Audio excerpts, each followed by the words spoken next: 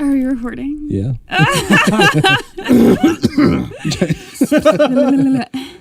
Awesome. Well, thank you for tuning in to another episode of Wasted Local Talent. Yeah, hi guys. I am Daniel, obviously. And I'm Cecily. We have another person in the room here with us. Hey, what's up? This is Jacob. He plays bass in my band. This week we actually had my band After Atlas. So we just finished recording it, and so we're going to do the intro for it. Yeah. So you get to hear all about what I do outside of this podcast. So yeah. Yeah. But before that, we just have a couple people to shout out, right? Yeah. The first one is Gypsy Atelier, Maria Elena Oliverio. She does floral and event artistry. You can find her on Instagram at gypsy_atelier. And then gypsyatelier.net if you're interested in floral stuff. You spell that because I can't even say it. Yeah. GYPSYATELIER.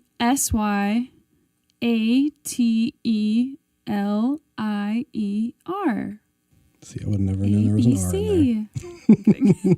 Oh, yeah. Next, we've got Sculpted Living. They do sculptures.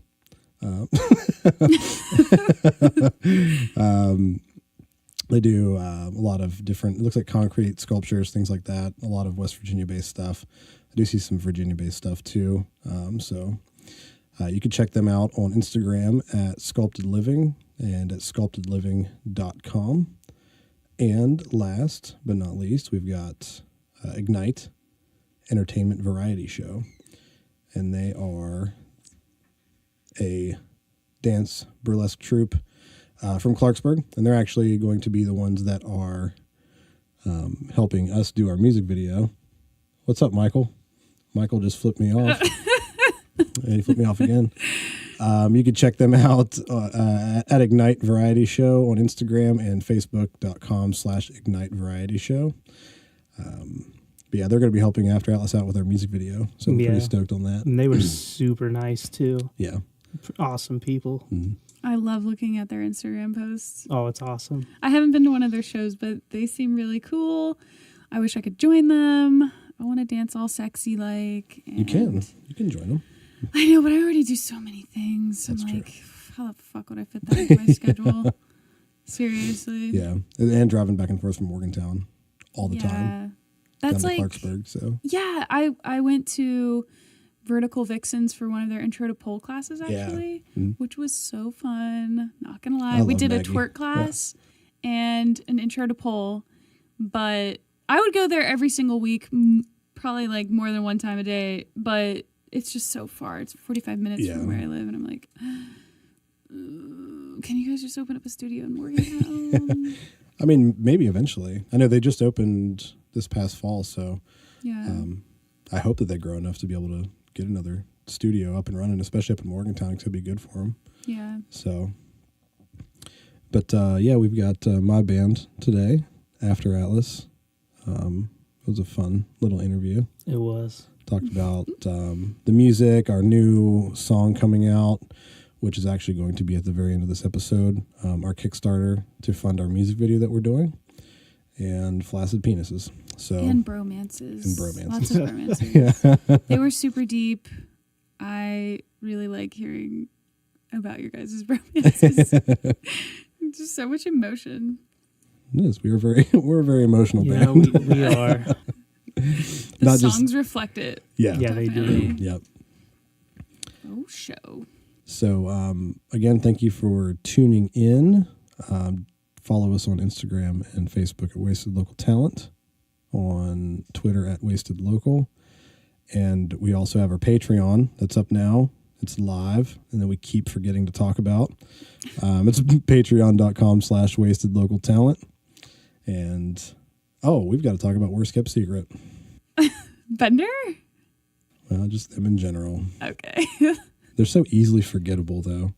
Ooh. So I still haven't listened to this band, so I'm like, I actually listened to their new song. Did you like it? It just came out. I did actually like it. Yeah. It wasn't that bad. wasn't that bad. But you weren't impressed. It wasn't a non-enjoyable experience. Okay, I got you. I could listen to it and be okay with it. And they're metal, right? I should probably. Well, this song's not too. This song to me had more of a punk rock vibe to it. Yeah, not quite as heavy. Well, that's good. I like that. That's why I like Bender, because it's got like that pop punkness to it. And speaking of Bender, that's the song that is played in the intro of this podcast. I'm all over the place today. But yeah, you can check out Worst Kept Secret. I wouldn't recommend it, but you can. Check them out on Instagram, Worst Kept Secret WV, and same thing on Facebook, Worst Kept Secret WV. Check them out on iTunes, Spotify, and their new album's going to be coming out, or new EP is going to be coming out fairly soon, so definitely check them out. And is there anything else that you... Before we get into the After Atlas interview? Yeah. Not really. I mean, you guys did a great job, and everyone should prepare to hear about your bromance. Yes. It's beautiful. It is. Jake, is there anything you wanted to talk about? Anything random? Random? Well, not really. Just excited for this song coming out. Me too. I'm really hoping it engages people well. Mm-hmm. You know, I actually do story. Oh, I'm sorry. No, you're fine. I'm sorry. I do have one thing that is totally not about After Atlas that happened last night in Morgantown.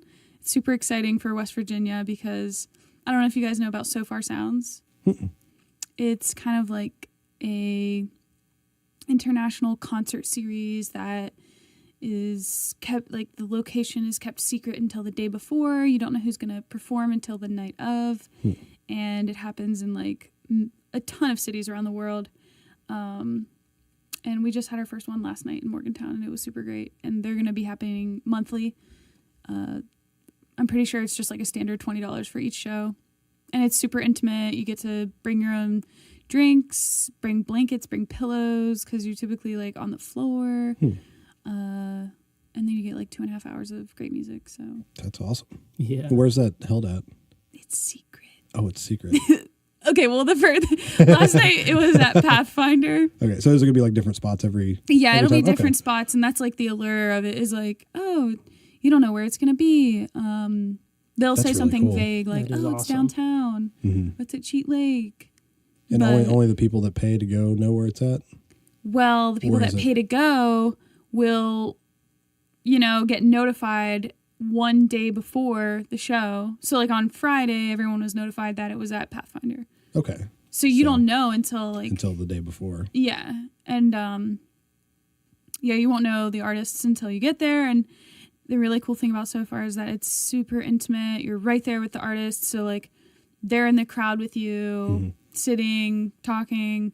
There's no green room where, you can't really interact with your artist.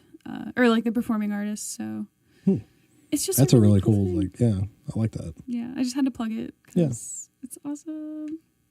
That sounds like a lot of fun. Might have to get in on that.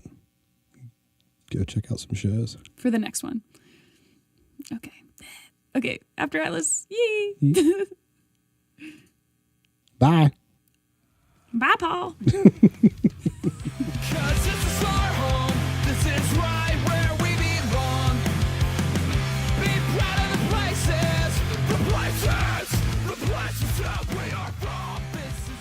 What's up, everybody? I'm Chris. I'm Cecily. And this week we're wasting our talents with... After Atlas. Yeah. See, we had a plan, guys, and you guys fucked it up. There was too big of a pause. I thought you were going to say Disney Channel. Yeah. I thought that would have been better. Welcome to the Disney Channel, the rated R Disney Channel. I'm Hercules. This is the Disney Channel. We're all doing coke in the green room, and that's fucking Stitch over there. Young Justin Timberlake was diddling Britney at 8. Oh my god! He was also like 8 or 9, just to clear that up. Oof. Daniel Bonner, you are now on the other side of the microphone under the 13 palm shade. How does it feel? The same. Good. I just don't have to ask any questions. It's dope. Good. It's a little bit more dangerous with you now. Although a little bit more uninhibited as you drink your Sunny D. Sunny D. Got to get the D, bro. I like the D. We got Sunny D money now in the studio, ladies and gentlemen. Moving on up, we got Airheads and Sunny D. Yeah, and they upped the price. Mediocre T-shirts, and they're all organized. I'm gonna fuck that up before it's all said and done. So, yeah, go ahead. I was gonna say before we go down that rabbit hole, I just want to know like where you guys got your name, because you were talking a little bit about how the band started, but what is after? Oh, what he said about the band starting? When I started this band. Okay. I was going to say we should ask Zach. I mean, Zach's actually he started the band. Zach's actually the most recent member of the band. And he's the vocalist. Yeah. Yeah. Well, the name itself, from my point of view, after Atlas was the Titan that held the world in place. Like he's the one who held the world on his shoulders. And after Atlas was kind of playing off of that to where, in this day and age, music is really what brings the world together, kind of puts all the pieces together, kind of molds everything like that. So after Atlas, the Titan, you have music that really brings people together. And that's what I was going for with it. So I don't know if anybody else has any other thoughts on it. I mean, because I think in itself it was more of a, because me and Marshall are the only two original members, and I don't know if you had any other thoughts on the name itself. No, I remember we talked about it, and that was we kind of agreed that was a really good meeting for it, and we both kind of, our hearts were in the same place with it. So, Yeah. So why don't we talk about the recent reforming of the band? Why don't we take in the timeline? When was After Atlas last active? How long did the hiatus take place? And what brought everything back together now? There's a hand up. May 14th, 2018. Just got to say. Yep. Zach's got it down to the That minute. was the last hurrah. And then February 21st of 2019 Yep. was, the beginning of a new hurrah, I guess. Yeah. Yeah, we had some differences amongst the band. We fired Marshall, which in turn pretty much stopped us from playing because drummers are really hard to come by, and nobody was. We tried out a couple, and none of them were nearly as good as Marshall is. And they were both named Austin. Yeah, it was weird. That was weird.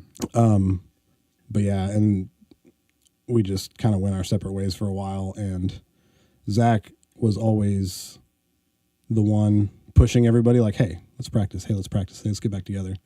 And finally he was like, you know what, because we couldn't find a practice spot. So Zach was like, fuck it, and threw down $400 for a practice spot up in Morgantown. And he's like, everybody meet here this day. We brought Marshall back in and just started back up. So It's been gravy ever since. yeah. So are you guys going to be playing old songs? Are you kind of going to just start over? What, in terms of the material and the direction, what would you say? Is there anything carrying over from the original forming of the band that's going to be happening now, or are you going to use this opportunity to start fresh? It's really a little of both. I think we've kept some old songs and started reworking things, and we've started rewriting some new things. We're trying to kind of revamp and kind of do some new things, but keep some things that people liked before as well. Yeah. We also don't want people to have seen us a year ago and then see us now and us have the same basic set that we had before. You know what I mean? And It's not even just a matter of the songs being rearranged. It's like we want them to be noticeably different in a better way. Yeah. Right. Like, what have these guys been doing all this time, just sitting around doing nothing? We kinda Playing wanna- the same ass bullshit. Getting good at Fortnite. That's what I've been doing. No, but yeah, we actually, beforehand, we wouldn't really, if we had a new song, we would just bring it to the table and just play it like it was. We wouldn't really do any kind of pre-production ourselves. We would always wait till the studio to do that. But now we actually, we've got half of a wall almost covered in poster board in our practice spot with reworkings of each song, not just the new stuff, but all the old stuff too. That way we can bring a fresh take to it. And the nice thing about it is that after so long, after 9 months, you hear things differently after not listening to them and playing them. So you can go in and be like, I don't really like that. Let's change that. So it actually, it sucked not playing for 9 months, but, it was actually, I think, a blessing because we can take a look at these songs and look at them differently and know how to change them to be better. Sure. So you guys just launched a crowdfunding campaign. Yeah, actually yesterday. Literally just launched. Somebody turn your phone on silent. Jesus Christ, Marshall. Of course. It normally is. There's Matt. That's why I normally never answer you guys in the band chat. I just thought you were still bitter at us for firing you. Oh, ouch. Ouch. Burn. Damn, how many times is that going to come up today? It's all good. It's already hit the No, limit. we've already You guys have made up. smoothed that out. I was in a really dark place anyhow. Kind of needed a minute to get it together. Yeah, so. he lost his nightlight. Yeah. Yep. Flip the I switch. was lost for months. It's can't see that good in the dark. I got night blindness. You got to get some It's a smaller problem. rooms, dude. He's also blind as shit, and I broke his glasses like 4 years ago. Just never got new ones. Thanks a lot, Cockfest. Yep. But so Kickstarter. Yes. We well, first off, before we get into the Kickstarter, we are releasing our new single, Deception, Okay. which is a really good kind of take on the new style that we're kind of going for. We're getting away there for a while. We did a lot of atmospheric type stuff, and we actually lost a lot of our following because of it, because we changed styles pretty heavily whenever Zach joined the band. But I think Deception's a really good, meshing of the two. There's not a lot of atmospheric stuff in it. I can't even say the word right now. Atmospheric. Bleep, There we bleep, go. blop. I know you know a lot about the atmosphere, Marshall. But we'll get into that in a little bit. But Definitely a topic for discussion. yeah. But yeah, Deception, it's coming out actually at the end of this episode. It'll be the first time anybody can hear it. Wait, it's coming out the end of the episode? Yeah. What? I had no idea. Yeah. Oh. Yeah, that's going to be the first look into the song.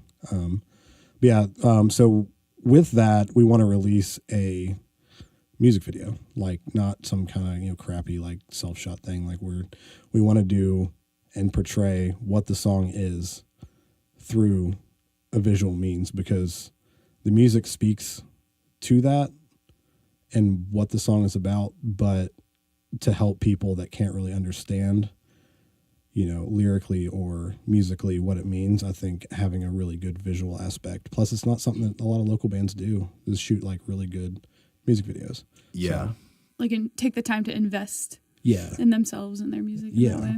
It's a large investment. It's a big creative endeavor to do it well and to find the right people to kind of make it happen. Yeah. Because we're kind of in the same place with our project. We want to do a real deal Holyfield, an artistic video, just not a live video, the heavy metal thing that's been done a million times. Yeah. Shout out Dissolution Effect. Yeah, what it is. But yeah, no, it's a big investment, but it's something that could really catapult the band in terms of getting recognition for what you're doing. Yeah. Definitely. So a great visual product will rope a lot of people in, for sure. And separate you from anyone else trying to do the same type of thing. I don't know. I feel like those types of things really distinguish who wants this to go somewhere versus like who's just having fun. Yeah. Yeah. Yeah. I think a big problem with music, local music, is that people just write a song, put it out there, record it, however they want to record it. They're not concerned about the quality. They don't, and that really shows.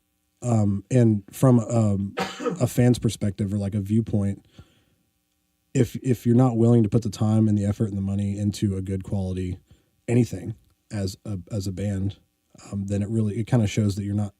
To me, it makes it feel like you're not serious. Yeah. The investment is what separates the beer bands from a band who's like, we believe in our art and we're willing to take it anywhere, but you have to put your money where your mouth is sometimes. Yeah. I mean, you guys think about it. It's you're writing music.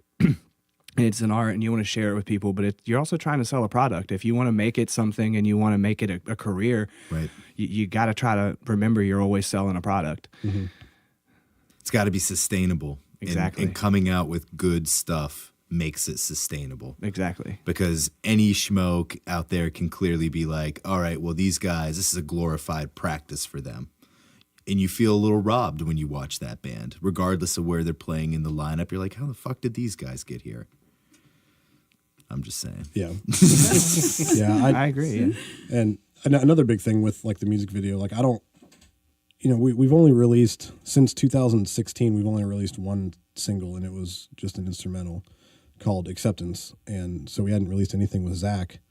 And I really want to come out strong and show everybody that we're we're not fucking around this time. Not fucking around. You know, so no prisoners. Yeah.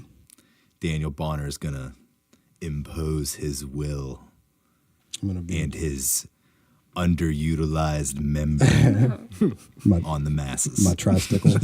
I don't know where that's going. My 3 testicles and a tiny cock. All over the place. Is it like a double testicle, like a split one, or is there 3 individual balls? There's 3 individual floating balls around in there. Yeah. Are they all the same size? No. The one in the middle weighs a little hilarious. bit heavier. So it's like kind of, you know. I really thought it was just like an oversized clit. I didn't realize it was such a thing. No, that's my penis. What's up? Okay, dick talk aside, I want to know about, like, you guys had gone on tour or something before? A little bit. And you said that you went to other countries. Oh, that was my old band. Oh, that was your old band. So Yeah. that wasn't After Atlas. Okay. Yeah. We actually had a chance to do that. What was it, last It summer? was last summer. Yeah. And even with, like, I mean, not even like getting rid of Marshall and the band falling apart. Like the whole tour itself kind of fell apart before then. You get a couple of cancellations. That's all it takes. Yeah, we couldn't confirm some shows, and we had the money. I'd set aside the money. Marshall, I know, had the money to go. And it's not cheap to go over there, but Hell no. I had to get a passport even. Yeah. I never gotten a passport before. Where was it going to be at? in the United Kingdom. Oh, okay. Yeah, it was going to be, I think, like a 10-day stretch or something like that over there. It just wouldn't have been worth it at that point also to spend that much money to go over there and not be able to not have anything to sell except for like some shirts, and even then we couldn't legally do that. Right. So it was just like a huge loss on our part for probably minimal exposure. Yeah, absolutely. Mm-hmm. That's something that I think is interesting and we should talk about a little bit, is where to kind of invest your resources in playing shows. My advice and where we have found success is, rather than trying to string yourself out so thin by being like, oh, we're going to do this mini tour. We got like 10 dates. It's going to be sick. But sometimes the best thing to do is to take like a little 4 to 6 hour radius around where you live and just hammer the fuck out of weekend double dips, because you find that you actually make money. No one gets burned out. The chemistry in the band stays a lot better, and it stays hungry, knowing that, like, when you go back to these places, the shows get better and better and better. And I'm just kind of curious about what your guys' thoughts and what your plans are with your show schedule moving forward. I think we have yet to really get to a point of discussion with that, just because we are in the middle of like restructuring and reformatting all of our music. Right. But I figure that we'd probably start in a similar manner to that. We wouldn't jump back on the road again. As cool as it is to go to the beach, but like it is tiring. It's so tough. Mm-hmm. It's so tough on the band, on the relations of the band, to go out there and not have any money, and people find out they're spending just their own money, and they're not the shows. Because when you go out there this first couple of times playing a place, dude, you may play for literally no one, but you gotta not let that deter you and just play the percentages game in the room. I'd rather play for no one like an hour from home than play for no one like 10 hours from home. Right. Yeah. Yeah. Right. Yeah, you gotta know how hard to push it sometimes, just for the sake of longevity. Because I feel like that's why a lot of bands quit after a couple of years. They're like, we're going to go do this tour. You're not ready for that. No. You don't know what that means. No. I mean, like, I've had a lot of experience touring, in bands. So I know like a little bit. I'm not, I know it all, but I know enough. And the way we were doing stuff was kind of against like my thoughts on it, really, because we were driving down to Myrtle Beach doing these shows. And the first time we went down there, we had 3 shows lined up and 2 of them got canceled. And then the last one, the band that we were supposed to be playing with down there didn't show up. So we got their cut too. So we actually got paid a decent amount. So like at least our cost coming back was covered. That's good. But we also had a 3-day vacation at the beach. And that's another thing that we do, is that we don't, as a band, especially when we go down to like the beach or something like that to play, we don't treat it as like a tour. It's a vacation. We treat it as a vacation. So we make plans, and maybe go down like a day early. Right. We'll get a hotel, like not some crappy little hotel. We'll get a hotel on the beach. A lot of times we'll share rooms, obviously. I think the first time we went down there, Marshall brought his wife at the time. And it was your wife at the time, right, Megan? Yeah. Brought her down there, and they got a separate room, and the rest of us stayed in one single room. Yeah. So we treat it like a vacation, and See the sights, talk to the locals, find out where's a good place to get a pint or something to eat. It really makes playing a show a really great experience when you can enjoy the place. Yeah. You focus on yourself. Oh, I'm sorry. Yeah. I was just going to say, we always try to whenever we go places like that, we always try to spend time together too as a band. It kind of, builds camaraderie and builds our not just our band, but our family. We're brothers. We spend a lot of time together, just as much time as we do with our own families at home. Right. So it's that bromance time. It's for the bros just to get together. You're going to see a lot of dick. You're going to smell a lot of things. Listen, if you're listening out there and you're in a band and you haven't seen the rest of your band naked, you're not a real band. Yeah, you're not a real you're band. not Zach quite won't that. let us. Do you Zach even won't know let us your yet. band? Definitely not doing it. Oh, I've seen you. Yeah. I've seen you, buddy. He Snapchatted me. He won't let me. I'm kind of disappointed. It gets shy in person. Mine does too. It's okay. What's your funnest one-off on the road story? What's the coolest thing you did on the road?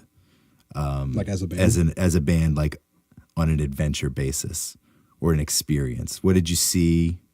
Place you I think me and Jake were talking about this Thursday or Friday, actually. When we went to Pennsylvania to that, it was at Rockin' for a Cure. It was and it's like a weekend long thing, and we were headlining the second night because they loved us so much the year before. So we went up there Friday and played Saturday and camped out Friday. Well, we found Zach has It's a pig. it's a pig. It's a dog toy that squeaks. And we had a bunch of them, so we actually did a pig roast over the fire with it. We've got some video of it. It's pretty fucking hilarious. So We won't show roasted it the on here. plastic pigs. Yeah, Yep. it was dope. We probably was lost brain honestly cells inhaling it. that was honestly probably nice. as I bet you there like a was some band, chemical reaction going on there. like the beach was fun, but it's also stressful. You're like a long way from home, and you're spending a lot of money. That And you're was tired. Yeah, Yeah. and I think that in itself, as far as After Atlas goes, is probably like the one moment to me anyway that was kind of fun. We all got to camp and bond and roast a pig over a fire. It was pretty fun. That's beautiful, man. Yeah, shout out to the bands that are out there making the most of their time on the road. Like, we played a show last year in Connecticut, and I made our guitarist Ed take me to the Haunting in Connecticut house. Oh, wow. Nice. And it was very unspectacular when you see it because it is a very ordinary looking place. But just know and be like, holy fuck, like that's where it all went down. Yeah. Like that was cool. That was one of my favorite things that I've got. Because we were literally playing like 2 miles down the road. So why not? Yeah, So why exactly. not? Yeah. Yeah. That's another thing. It's like if you're in a band and you're just playing shows to play shows, like treat your, like, I mean, you're especially if you're getting paid to play shows, like go out and see shit. Like don't just drive from show to show and sit in the van. Like every time that my old band went on the road, like I treated it like, a vacation. It's like, oh, we're in Atlanta. Like, let's go here. Let's go there. Like we listened to the radio station that Ludacris, got started on,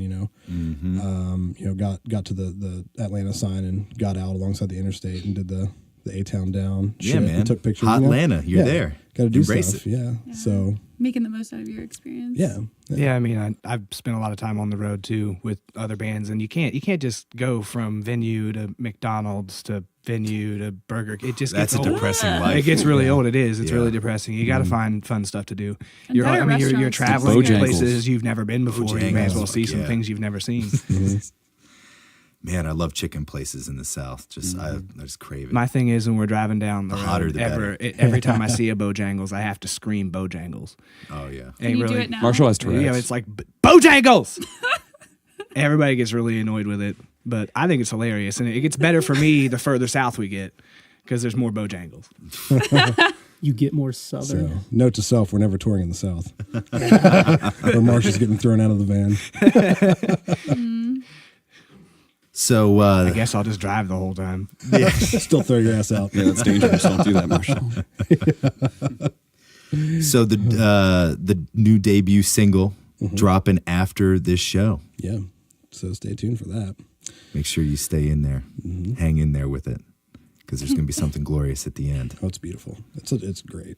And also scroll down for a link for a photo of a creepy Polaroid of Daniel. So it's of terrible quality, and you can't even really see any dick. I'm giving him the benefit of the doubt that he's tucking it. Can you ever, What though? are you talking about? I'm giving him the benefit of the doubt that he's tucking it. But just be sure to click on that link below. That's just a little something for everyone who supported the Patreon and the show. So thank you. And thank you, Daniel. Can you guys talk about like what the music video is going to entail? I know that you're going to work with Ignite, who's also been on the show. Yeah. Where's people's money going, Daniel? They want to know. So we'll start with what the song's about, because that'll kind of give like a backstory to the video. We wrote the song for Marshall whenever his wife cheated on him, and obviously the name Deception comes from that.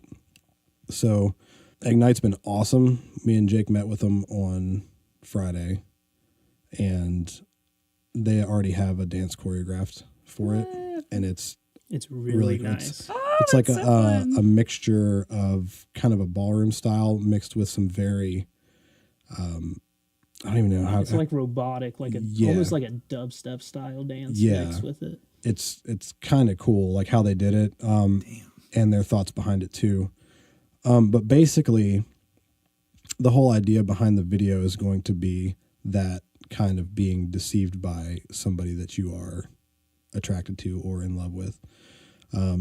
So the majority of it's going to be this kind of ballroom dance where Zach is with a girl dancing, but the entire time she's kind of looking like it's going to start with them like kind of dancing together, being in love, but at one point she's going to look over and see somebody else, and then that's going to draw her interest.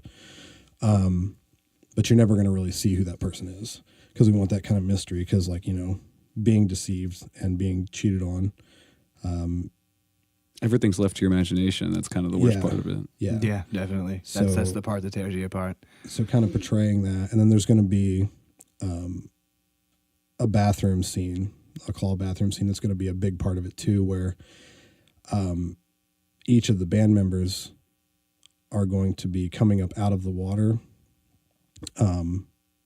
individually, and then Zach is going to actually be trapped, like he's trapped under the water, signifying and what that really is, and it ties into the dance itself, because we're all going to be wearing masks, the whole band except for Zach. And as we're coming up out of the water, as it's cutting back and forth in the dance, you're going to notice that there's people behind the people who are dancing in masks, and it's going to be the band. And as each of us are coming up out of the water, the masks come off. Like we're taking our masks off. And that's kind of signifying like, Zach is trapped under this water, like he's, under the weight of, himself. But the band, the music, that's who's there for him. And by the end of the video, you'll see they want to do my hand because of my tattoos, and it's more noticeable. And people will recognize it. Throw that star tattoo in there, baby. Yep. We them boys. To reach down in the water and to pull Zach out. Yeah. And so it's got a really deep meaning, and we're still in the kind of the pre-production process of it, but doing some storyboards and getting it all kind of concrete. Yeah. I definitely like that idea of using your hand, because you were really pretty much the one that kind of saved me through that situation. I didn't even think about it that way. Yeah. I mean, being my best friend and also. Oh my gosh. Don't make me get emotional. You guys are great. Oh, We're going to all guys are cry right beautiful. now. So, I think there should be an alternate version where I'm in love with a girl, and then like at the end, just last 5 seconds, she whips out a dick. I think Crying game. Deception. Well, we had an alternate ending for it where the masks come off and you find out it's Daniel and Zach, and they just start making out at the end. That's the one that's going to go on That's Pornhub. the use a bug alternate version. Pornhub would be great exposure for the band. we actually talked to Ignite about doing a shot-for-shot remake of it, But everybody's nude. naked. That way we could put it on Pornhub. Oh man, then Oh, people my could jerk gosh. off to jerk offs. Pretty fitting. So with the water, like I just want to know more. Like where's this gonna be? Like you're gonna come out of like a Somebody's pool. bathroom. Yeah. Oh, well, so someone's like We don't bathtub. know yet. we're gonna The filthiest hot tub in Marion County. no, we're looking to find a That's place scary. with like an old school claw bathtub. I know Jake said somebody in your family has one. Jeff from Ignite actually messaged me yesterday, said that Maggie from Vertical Vixens has one in a room. They have just a bathhouse. It's just that. Mm-hmm. So we might actually use it because it's just the bathtub. Yeah. Because I don't want it to be like just like a normal bathtub. I want it to be like those old claw tubs because one, there's more space in it. Yeah. And especially like in an empty room, we're probably going to hang up some curtains behind it, like black or velvet or something like that, just to give it that kind of like enclosed feeling. And make it a little sexy. Yeah, well, little draped velvet. The idea of it is the beginning of the video. It's going to be the female that Zach's interest in the video is going to be like running the bath and like getting it ready. Has that been casted? Because I would love to audition for that. No, not yet. But no, she's gonna be like getting it ready, like putting candles around it, rose petals, whatever. Kind of like I'm doing this for him, but in reality, and the reason that he's trapped there is because she is going to actually be trying to drown him. And then that's saving the old investigation discovery twist. Yeah, so we did a lot of discussion the other day about it, and there's still some things to hash out with it, but that's kind of like the main. No, this sounds great, man. That's really cool and really deep. Yeah. Yeah, there's a lot of stuff happening there. Yeah, like I said, I don't want to just release it just to fuck around music video. I want it to have some kind of meaning and evoke emotion out of people. Well, I mean, the song hits hard. It's a really powerful hitting song. So the video's got to be on par with it, or it's just going to be a joke. Mm-hmm. Right. Yeah. Yeah, and that last chorus though, you just wait for that. Whenever it kicks in, boy, it'll kick be you super right big. in the dick. Super big. So good. Yeah. I know. Another thing we discussed, I liked when we were like doing notes or whatever on Friday. There you go. The idea of the time, like what part of time is the video in? Oh yeah, like it's timeless. Yeah. So it's going to be for the viewer and listener. It's in a place where time doesn't exist.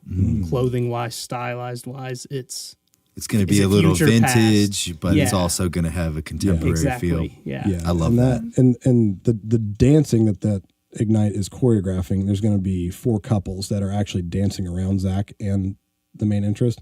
Then the people that are donating to the fundraiser, and then will be behind them in different types of clothing. Mainly the extras will be like in darker stuff, but the dancers from Ignite are going to have different styles of kind of clothes on, different from everybody else. And then Zach is going to be wearing something different from everybody else. We want him to stand out. He's probably going to be wearing like all white or something like that. Oh God. Okay. So, kind of just highlighter green. Yeah. Something to make him kind of stand out from everybody else. Like, this is who you're focusing on. So the hair's not enough. I think it's enough, man. I think it's enough. I'm still trying to figure out, how you caught it on fire. You said you told me you be caught it on. on you fire. caught it on fire yesterday. You wouldn't tell us what happened. Oh, Yeah, what happened? I was lighting a cigar for my girlfriend, and this has never happened to me in my entire life. And like the end of the cigar lit, and then it just went whoosh up through here. How much product did you use yesterday? I had no product in it. That's why I was really surprised. It had never happened before. Yeah, weird. It's permanently in there. Yeah, It's I don't know. flammable. It's possible. I don't know, but Just soaked into the hair follicles. I'm gonna fix it. I guess I'm gonna cut it all off. No. I'm kidding. I'm not gonna do that. So nice. You probably would have been better off just to tell us last night how you caught it on fire, and it wouldn't have had to come here. I was too drunk to like word it. So the backers get to be an extra in the video. Maybe you don't need to tell me all the tiers and break it all down, but what are some of the things that people will be getting for backing the Kickstarter project? The $5 tier, they'll get the song, just Right an on. MP3 copy of the song, because we can't afford to actually get physical copies. And then the $20 tier, those are the only 2 tiers right now. Actually, I don't even think I can add another one since it's live, but they get to be an extra in the video, and they'll get the song. And then depending on how much we raise, if we raise a lot more than our goal of 500, then we're going to be buying some exclusive merch Nice. for the people who donated. So if you donate $20 or more, and we say we get $600 or $700 or $800, we'll be seeing how much shirts will be and just do like a run of shirts specifically for those people. So, I'm sure our good friends at Thunder Prints are going to be able to help you out with that. Oh yeah, always go to Thunder Prints. Bam! They're great. Product placement. Megan has the best salsa. Just got to throw that out there. Shout out to that salsa. Yeah. Is it like a chunky salsa? No. I like that. Who Well, makes it's not that super salsa? chunky. It's not super. Megan. It's Megan not super Stewart. chunky. No, it's like that. It's like the blended kind. It's like, you go to like a Mexican restaurant. And it's like It's just kind they of pour it out. It's just like a liquid. That it's a I don't little know how I bit. feel It's a about little that. bit I like more the chunks. It's a little bit Pre-salsa. chunkier than that, but it's got so much more fucking flavor. Flavor It's Town. so good. Yeah, Bonafide flavor. that's how she Town. lures Zach over. She's like, I made salsa. You want to come over and hang out? Hey, And that's a she'll- pretty good incentive. Oh yeah. Hell yeah. There was one time where we were supposed to go over and Zach was still kind of unsure and she's like, tell him I made him like a gallon of salsa. And she did. She made a fuckload of salsa to try to get him to come over. I went. Yeah. I think that was the night we got drunk and just like kind of like laid on the porch and looked at the stars and talked. Don't make it sound like that. But yeah. You Also, guys are so emotional. Beforehand, I went and I bought, right before that, I went to Papa John's in Fairmont and bought a copy of a Pokemon game off some dude on Craigslist. I got to tell you, right before I went to their house. And it wasn't like us like I think I had my head on your lap too. Oh, You guys There's are a lot of so bromance in this romantic. band. Yeah. There's a lot of bromance. I really Is that going to admire come that. through? Is it going to come through in this next wave of material? The bromance is at Romeo and Juliet or mean- Romeo and Romeo kind of level. Probably now that we're actually taking the time together to piece these songs, together instead of just playing the parts. Right. We're actually going to spend the time together working on them. It'll probably show. That's cool. So It's really to honestly look at music you made and be like, is this interesting? Like, is this something that I can play for like the next 5 years? That's a tough conversation to have with yourself. But when you have it and you're stoked, that's nice. I think the nice thing about this band, I don't know what it is, but like almost every single song, there's a few songs that really kind of fucking suck that I've refused to play. Well, yeah, but you Everyone wrote has them, those. and Yeah. I'm going to make them better. Oh, yeah. And I am in that process. But every single song like that we write really, it may not be like super powerful, but to me, the music really is moving enough to where it means something. And Just instrumentally. yeah. Yeah. And that's how I write everything. I don't write stuff with lyrics in mind. That's why the verses are so short. Yeah. And that's another thing with us, like, going back and forth with everybody. Is like, I'll write something that makes me feel and how I want to portray how I was feeling, so I can or show somebody else that and have them feel the same way. And then Zach comes in with the lyrics, and I typically tell him like what I wrote it about, and then he writes it however he wants to. But with every single song, there's not a single song that we have, other than honestly those couple of songs that we've scrapped, that doesn't have some sort of meaning to me. Right. You're so deep, Daniel. You Just got I so like much. it. You I have so love much. listening to You have that. so much dark mystique. like Deception's about Marshall's experience. Acceptance was actually written about my ex-fiance and the cafe. Which one was that? Acceptance. Oh, I don't Acceptance. think it's still up online. I don't know. I remember when you put that out there. Yeah. I remember hearing that. And then we've got a couple other ones, like Strength was really kind of the overcoming. For me, the music was the overcoming and moving past the cafe and my ex and like finally being able to get over that. Then like Icarus was actually written for my other ex-fiance. And, every single song's got something. There's a biographical element to this Yeah. material. Yeah. Oh, if he just keeps getting engaged, it'll never end. Well, Daniel, I think this is Ladies. a good time. You've meant so You much. want to do the shout out, Zach? You've meant so much to me, and I think that we've only grown closer through our love of the Dallas Cowboys in this podcast. And you would just make me the luckiest boy if we could at least make a fraudulence of the whole system and marry each other for 24 hours and then remix it, and then you can write more songs about that. We'll see if it's pre-planned like that. Then I'll know that it's coming and I won't be able to write a song. Well, I haven't had a chance to do anything terrible yet. You didn't let me finish. This is Okay, Chris that's fine. proposing to you. I mean, I knew all right, that. you know what? Fuck it. My pants can get so tight every year. I'm just gonna catfish him over and over and over again. Great. I'm deleting all my social media.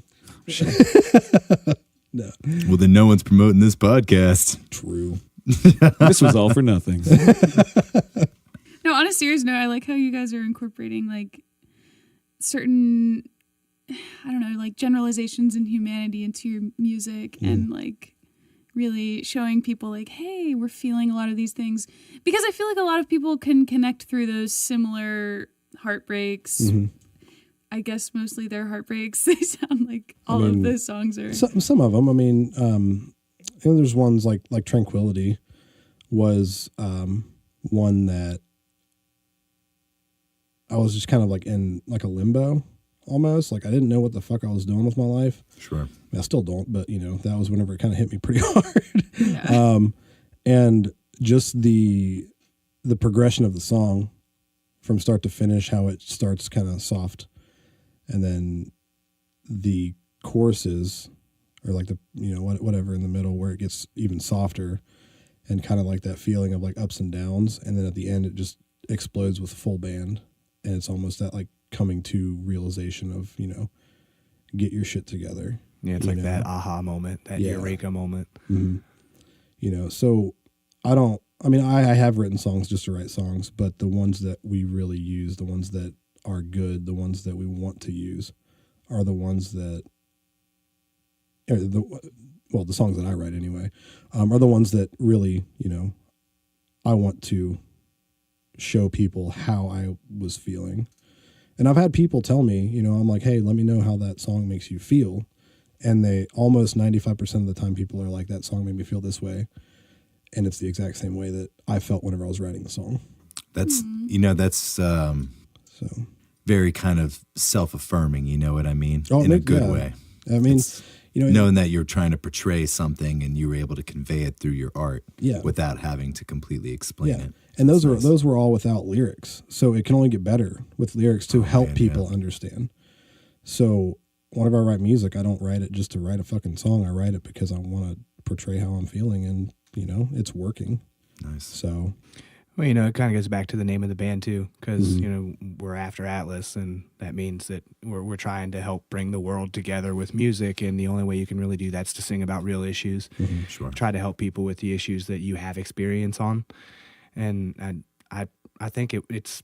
I don't know really how much it helps other people, but I know for me it's pretty therapeutic to be able to reach out and help people like that and get my emotion out and off my chest. Mm-hmm. Do you guys ever have really great conversations with like your fans? You said that not fans. Oh, okay. Yeah, I mean, that's not true. The Kickstarter's doing great. No, I've had some good conversations with some people that really like the band about it. Yeah. Yeah, I definitely have too. So that's great. People don't think I'm approachable at shows, and I've heard people think that I'm an asshole. You look scary, dude. Yeah, people think I'm scary and that I'm a dick, but I just he's not. No, I'm a sweet guy. I love hugs, wonderful man. Beard strokes, ass pats, amongst other things. Yeah, just talk to him about the Dallas Cowboys. He'll open up real quick. I remember the first show I ever played with them. I never met him. Yep. I practiced with the band without him because he couldn't play. And then the same night, they asked me to play the show with him. Never met Daniel. He was a threatening person. Comes up right on stage and just kisses me. Never met the guy. On the lips? I don't remember. We've kissed on the lips before, but I don't think it was that time. Almost every time we play it 1, 2, 3, right before we start, I just go over and just lay one right on his mouth. Oh, yeah. A little sugar? Just giving him a little sugar? It's that kind of shock factor. If people are looking, they're like, what the fuck? And then we start playing. It's like, you're paying attention now. I got to say, I feel like they look at us and then that happens and there's no shock factor. I feel like they probably just assume that's going to happen. They're used to it now. Yeah, that's true. That's awesome, though. But yeah. Building them up, Daniel. One smooch at a time. Mm-hmm. Good for you, man. Yeah, we try. Good for you. So is there any plans to put it out there live anytime soon? Or just some discussions about when the live re-debut may take place? Definitely at some point in summer, I'd say, but like we're taking our time right now. Trying to keep it vague in case going. not. Right. Be mysterious. That was another reason why we never put an actual release date on Deception, because we didn't know when it was going to be fully paid for. So we're like, in April, we might have the money for it. That's a little, there's a little tip for the kids out there. If you're not 100% about when the shit is coming out. Oh, yeah. Don't put an exact date on it. What I mean by you haven't paid. Yeah. Just TBD. Yep. TBD. Keep them hungry. When in doubt, just do just a little, TBA. Change it back and forth just in case people are switch it up. Coming soon. So in the near future, ... What's also good about that is if you're not sure about it, like, and you don't have the money for it and you wait, that also gives you more opportunities to, if you got an idea, you're like, well, maybe I should put this in the song. Maybe I should change this. And you'll usually come out with a better product than you were if you were rushing it. Right. Yeah, What'd you say, Daniel? The mix was done, and Zach wanted to change a part because he didn't get a good take of like the original, like right coming into the first after the first chorus. It's like kind of a half chorus, and the lyrics are "Don't you dare even whisper," and then it goes right into the next verse. But that's only half of the actual chorus. No, because that's how I wrote it. No. Okay. Listen. Okay, we're past that now. Getting hot here. Let's put it all on the table. So it was supposed to come, and say, "Don't you dare even whisper," and he was supposed to like whisper that part, and we didn't get a good take at all. Like whenever we recorded, so we recorded this song in like November of 2017. It's just now coming out. No, July. That's when we pre-prod it. Oh. We're actually finished recording in like November. No, because I went back there last July to do these vocals for it. Like last year? Yeah. Like after the band like split up essentially? Yeah. Oh shit. All I know is I remember I went to go record bass for it too that day. Okay, well, we started pre-proing it in 2017. Anyway, but it's been done for a while. But we never got a good take of it. And like the mix was pretty much done, and Zach is like, I want that in there. Because we just like kind of cut part of like the last or the second chorus and put it there because we just couldn't get a good take of it. And Zach drove from Morgantown, came down, spent 15 minutes doing whispers, and paid off the song. I was ready, and then left. So you tried to like nilly whip me, dude. I don't know about that. No, I didn't know. It's like we literally like if you listen to the other takes, they were not good. Well, then he should have been like, hey. We need a new take of that. That ones didn't work, okay? And then I totally would have been like, and then. I mean, to be fair, the rest of the band hated it. That's how it goes. But no, I like it now. But before, whenever we had like a demo version before it was mixed, it was so prominent that it sounded funny. Like the take wasn't good anyway, but it just kind of sounded funny and out of place in the mix. But now that it's mixed together, it sounds good. It was almost like originally. So the vision is finally coming through. You can kind of hear it now. Yeah, neat. So, if it makes you feel any better, on our last record, the producer tried to cut my vocals from a song just because he was like, "I think the music should breathe here, guys," and we were like, "It's just not what we wrote. Just." Put together the fucking material that we gave you because we're writing the check at the end of the day. Yeah. So fuck him and fuck them. Singers stick together. Singers stick together, bro. Church. We work with Eric Kirkland, and he has the studio in Bridgeport. He's working with Railroad Park Recording Company out of Massachusetts right now. I love his pre-pro stuff, and he does change a lot of stuff. And there's a lot of heated debates between Marshall and him. Yeah, actually, one time I told him the same thing. I was like, at the end of the day, I pay you, sir. Yeah, but see, because Eric works, I hate to pull that card, but that's the only card you need to pull. Well, the thing with me is like Eric works with us on price. Like I help him mix and stuff with Railroad Park Recording a little bit, and he works with us so much and gives us a pretty hefty discount on stuff. That, and I've told Marshall this before, it's like it's recording. Like if he wants you to try it a certain way, everything's being recorded. If we don't like it, or we listen to it, save the heat. I don't for get the for the end as of I the used to. Yeah. It's like we'll try things, but at the end of the day, if we're making the decision, exactly. Well, me and him kind of have an agreement a little bit now. Like me and Daniel will talk about it, and me and Eric will talk about it. And at the end of the day, if there's a drum part that I really like and I think it should stay, it stays. Right. Yeah, just like me with every single word, I would like to keep them all. but I do try to keep. I do try to. I just piss. Sure do. I just piss excellence. Everything I bring to the table. Jake runs in, records bass, and then drives to Chick-fil-A. Like that's literally it. I go in for an hour. He tells me, "Hey, that sounds like shit," and replay it, and then I leave. but I have tried to humble myself. I'm gonna go get a chicken sandwich and marinate on this. I'll be back. Put some Chick-fil-A sauce on the strings. Ooh. Yeah. Oh man. I'm more of a Polynesian guy. Make Oh, it no. saucy. Make it saucy. I like the Polynesian. That's okay too. I want guess. Chick-fil-A now. It's Sunday. I know. Not on the Lord's Day. Not on the Lord's Day. Dang it. Christ don't like chicken sandwiches. I hear. I hear that's what it is. So, I prank called Sean Fisher today Did you really? with the same way that I prank called Pat Cole with Austin Kreitzer after a late open mic night. There was some sauce involved. I called Pat and I was like, "Hey, Pat, this is Steve Stevenson. I'm a promoter from Bangor, Maine, and we're doing a music festival together. I just saw the Broadway music video and it was hot. We got to get you guys up here immediately." Oh my god! And then I got Sean Fisher with that today. Did you? For like maybe 10 seconds, he knew it was me. Probably because Pat said something about the.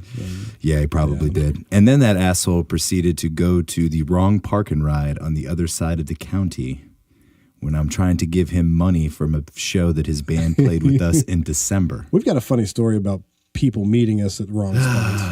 Yeah. So we actually The wrong spot, meetaroo. So a few weeks ago, because me and Jake have to drive from Clarksburg to Morgantown twice a week to practice. Ooh-wee.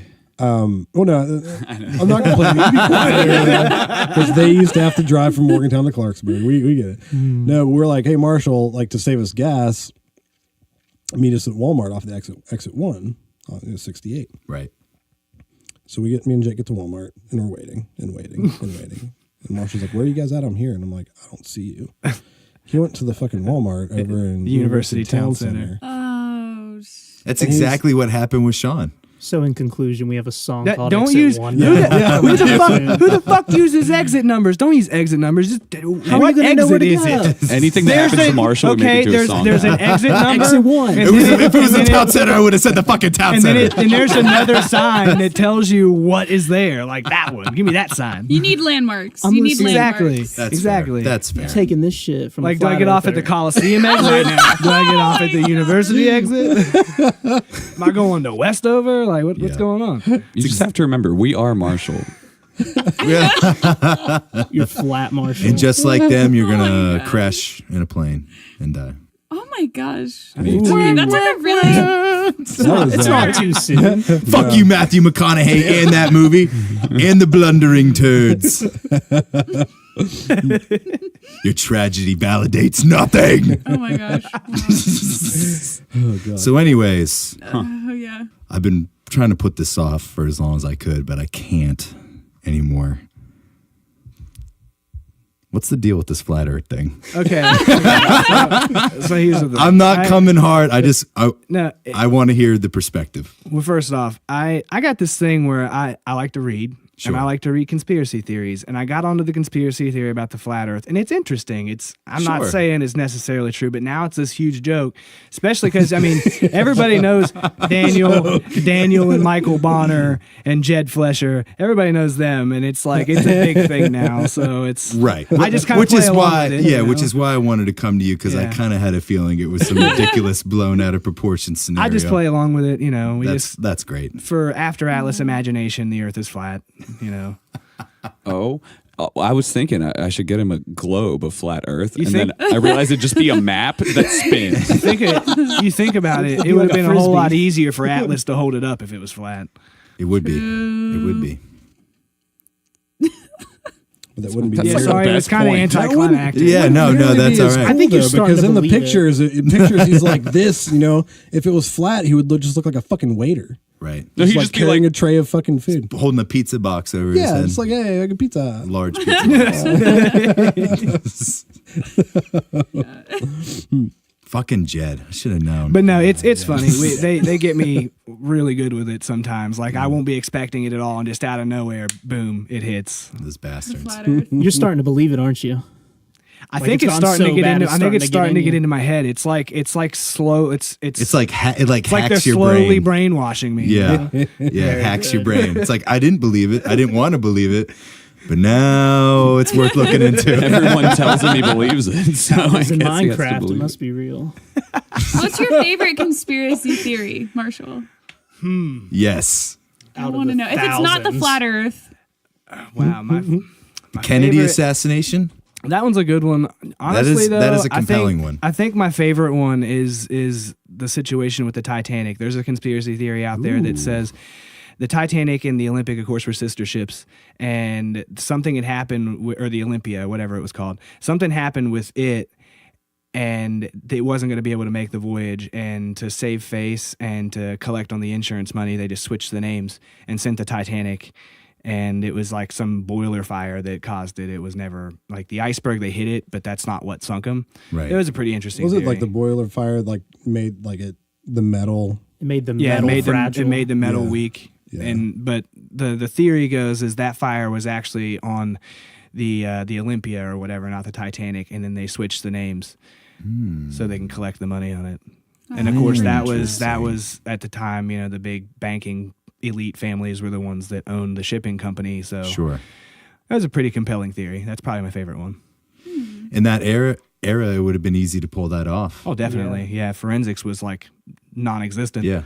And if it just was in the paper, people like, oh, that's what happened. Okay. Yeah. Titanic sunk. That sucks. Yeah. Wow. I feel like that's how people are today. Very interesting. There's also one that apparently Avril Lavigne died and they replaced her. I just heard of that. Someone really? Talked to me about that. Like I had no idea about that either. Yeah. Watch the video. It's like a Paul McCartney kind of situation. Yeah, except like no one cares nearly as much. Yeah.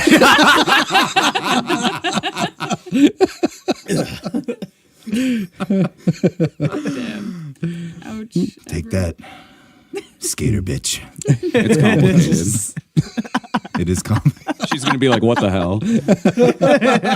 So she's still alive, presumably, if this theory is true. No, if the theory is true, she died and they just threw in a doppelganger. Yeah. Oh, okay. Yeah, like she the had video is actually had kind of compelling. Like you watch it and you're like, because these two girls look identical almost, but there's certain things about it that could have easily been done in Photoshop. But but I don't know. Interesting. Kind of cool. Interesting. I don't know why someone feels like, oh no, Avril Lavigne died. We have to replace her immediately. Like of all so people. many hits. There's just so many hits. So yes. Why don't we go ahead and say something self-deprecating about ourselves? Starting with you, Daniel. What do you mean? I want you to share. I want this to turn into a little bit of a wasted confessions kind of moment at the end. Okay. I feel like we've done a good job talking about the relevant things. Yeah. I want to get irrelevant. Okay. So, what is your most embarrassing sex story? Or how about this? Why don't we each go around as men and talk about a time that we couldn't get hard and finish? Because I think that's fucking hilarious. I feel like Chris just wants to vent. I have something better, but like unrelated to penises. But let Daniel go first because I want to hear where this goes. With his tricycle. Okay. So it was like 2004, 2005, somewhere around in there. And me and my buddy invited these two girls over, and we were hanging out drinking. And it just turned into like a little, we were in the bedroom and he started having sex with her, and I attempted to have sex with the other girl. And the way that I got around it was telling her that I lost the condom. I had already had it out, but I just could not get hard. And like everything, I mean, we were all like fucked up and like rolling around in the bed and stuff. And like, I was like, I don't know what happened to the condom. It's just gone. I was like, so I'm not, I can't do this. What happened to the condom? Yeah, that was like my excuse. He still so it wasn't like sleight of hand involved. So luckily we only had, the two condoms. We were like fresh out of high school. We don't have money. Yeah, you got one condom, buddy. Yeah. You're going in there with one shot. I mean, it wasn't so much embarrassing as like me just making up an excuse, but that was the one that sticks out to me, I guess. Yeah. I guess Were you didn't stick out to you. disappointed It didn't in stick yourself? What's I that? said, were you disappointed? Like, looking back, were you like, fuck? No, I looking wish I back, could've. I'm like, I'm glad I didn't have sex with her. Oh, It was a blessing. Yeah, it was, yeah. blessing in disguise. Sometimes the flaccid turtle is a blessing in disguise. It is. Absolutely. It's your subconscious speaking to you. Mm. What about you, sir? I've been thinking about it while he's talking the whole time, and I can't really say I have one. Like, in the sense of, Somebody is all man. well, listen, it's just, I'm married now, but, like, I probably only had sex 2 other times before I got married. I mean, I grew up in a Christian house, so... You can only have sex twice before you're married. I guess so. 3-strike rule. 3-strike I rule. got away with 2 times. 3 strikes, you're going to hell, son. So I really don't have any that I can think of. Well, keep drinking. I mean, I can tell Yeah, you. you need to drink I more, can tell you sir. I jacked off too much, like watching porn, like all day one day, and eventually I couldn't get it up. But that's about it. You probably killed it. Happens from time to time. I mean, it turned purple, and it just didn't work anymore. Oh, Lord. There's like a little bit of a dusting. Yeah, A little bit like if your penis like coughed. it's like my penis had dandruff or something. you know? Yeah, like dander out of the pee hole. Terrible. It's like when you have an empty bottle of baby powder and you squeeze it. It's just like, Exactly. It's like, except you're not LeBron. And it just dissolves and it's gone, and then you're like Daniel. Oh, my God. It's true. It's true. Quite the truth. Let's hear your story, Zach. Didn't you you had something better, right? Yeah. Yeah. What do you got? well, What do you got, okay. Zach? Until the age of 19, I think I was always right. And then there was one time where I was really wrong. And I asked the question of how do they get cars to Hawaii? And my girlfriend at the time was like, they drive them. And I was like, how the fuck, or not Hawaii, Alaska, sorry. Oh. And I was like, how the fuck are you going to drive a car to Alaska? It's a frozen island like above Hawaii, dumbass. And then that was like, I've never been more wrong because I guess Alaska's attached to something, but every map I'd ever seen as a kid had it grouped with Hawaii just stuck off. Oh. Yeah. That's It's really attached to Canada, bro. Yeah. Eh? Oh. So that conversation led to a flaccid penis? Oh, I just don't think I can get hard at night. The end. It's like my dick's scared of the dark. Fucking gremlin. Morning, it's like, hey, but like Can't feed it after dark. You can't feed it after dark. Oh, God. Oh, shit. Yeah. Okay. Marshall? My turn. we are you. Remember. I mean, I kind of had the same situation as Jake. I wasn't raised in necessarily a super Christian home, but I never had sex until I got with my ex-wife, and I was with her for like 12 or 13 years. Oh, my. Wow. So, and since then, I've only been with 2 other people, including my girlfriend that I'm with now, and she's great. But when it does happen, I can say when it happens, it infuriates me. I Yeah. get pissed. Yeah. I get so mad. You feel like you let the team down. Yeah, exactly. You just want to choke it. Yeah. Well, then you'll end up like Well, how you- I you- did. you- if you That's the thing. You try choking it, hoping that it'll help, and then it doesn't. Give it a waggle. You try to give it a motivational, like, come on, man. It's like you're grabbing your buddy by the helmet and trying to psych him up on the sidelines. But he just looks at you Grab with it by those the dead helmet and eyes that fucking he's just checked out. Run it Just under like- hot water for 5 minutes. Just Yeah. like- You, Grab it by you the spit base. on It's it like a shrink and you it kind of rub your balls a little and hope that, something goes on. And I guess if never happens. If I got to make it really embarrassing, I got high blood pressure and I'm on medication for it, so that makes it happen to me probably more than it does other dudes. So Mine falls asleep. pretty absolutely embarrassing. I hate it. it's all right, man. That's okay. You know what You you have a make it up beautiful with? wife. Muff diving in Gusto. Exactly. Muff Divers Honestly, Incorporated. like that in That's itself, the like if key. I can't like get hard, if I go down on the girl and spend some time down there, then it takes care of itself. Like it'll get hard. That's one of my favorite things to do. Yeah, a lot of times that'll fix it yeah. right up. So Muff Dive Yep. fixes the guy up. It does. Definitely. Wonderful. I honestly get more turned on by doing that than a girl doing something to me. Like, I dig it. yeah. You gotta eat the ass a little bit too. Right? Sometimes you gotta. Sometimes you gotta travel a little south to chocolate milk Dudville. You know what I mean? It's got to happen sometimes. Sometimes in the summer it might melt a little, but it's still good. Wait, that makes me wonder if there are vanilla milk duds, because I kind of need to try that. The bleached ones. Oh, never mind. Okay, Chris. All right, so I was seeing this girl in college, and at this point in my life, I was not very sexually adventurous, very green, intimidated by the sniz for sure. What the hell Borderline is Pussy. You know what? okay. Little sniz snaz. So met this girl. We went on a couple of dates, and things got a little hot and heavy. And she was like, we were kind of going to Pound Town there for a little bit, and she wanted me to choke her. Now, I had never unleashed any kind of physical something on a chick before. I was like, well, she is asking for it. You know what I mean? Like, we'll just see what's going on. I didn't fully understand, I guess, the approach to go about it a little bit.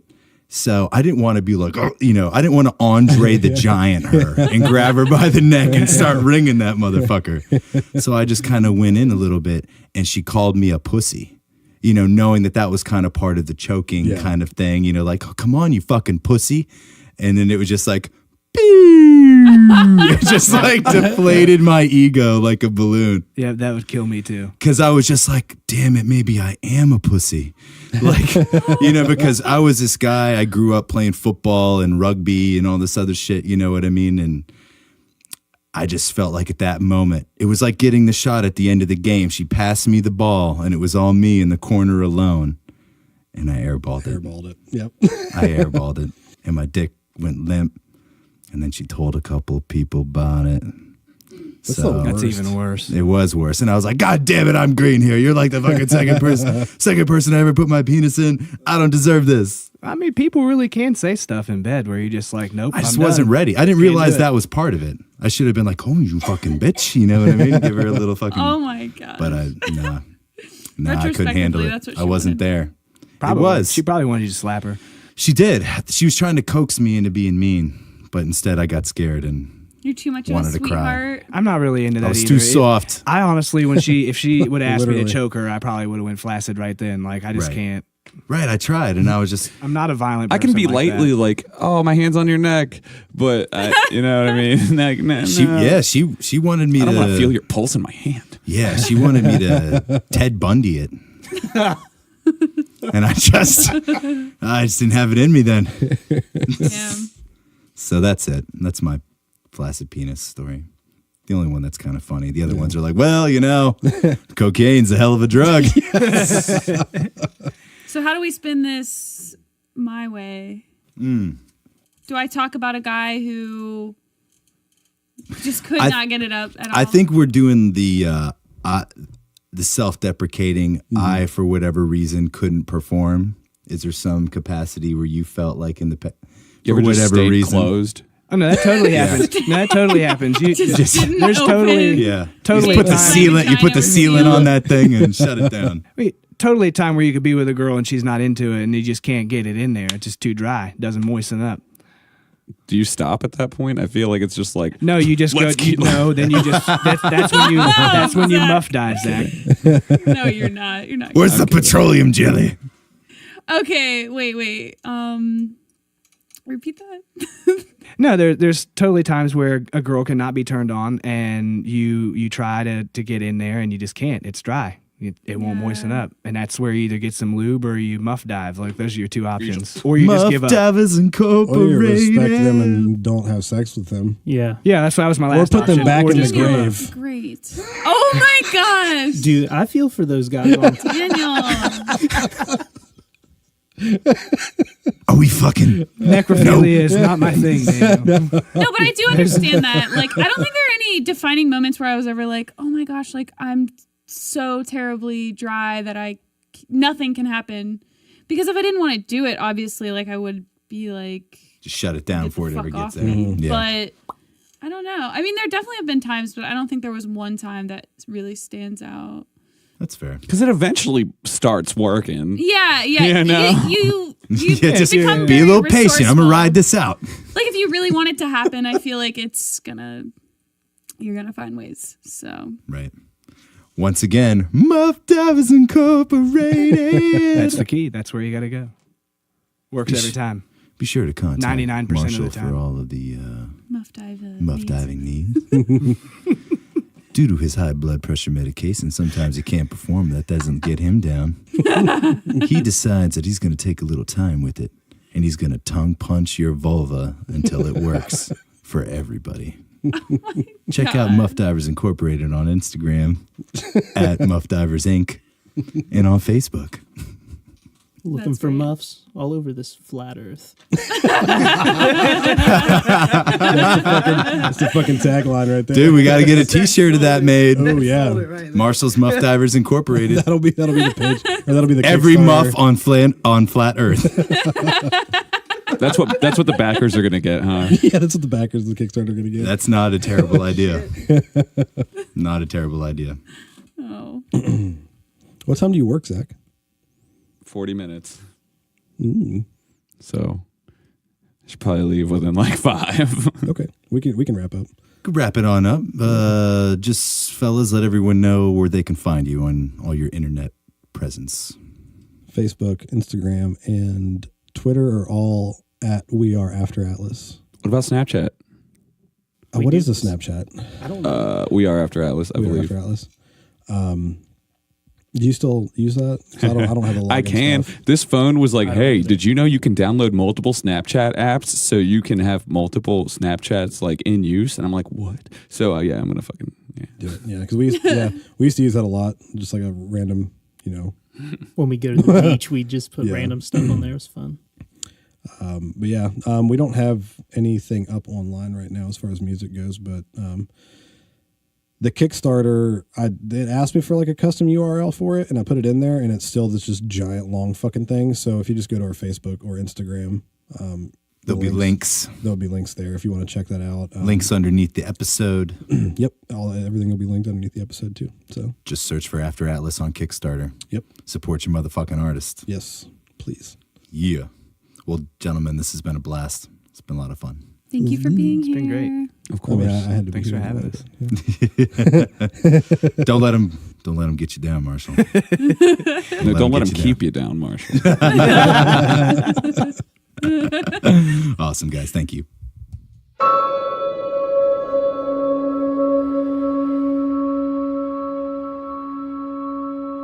The ground is ghostly fleeting beneath my frozen feet, and all along the road the dark is swallowed.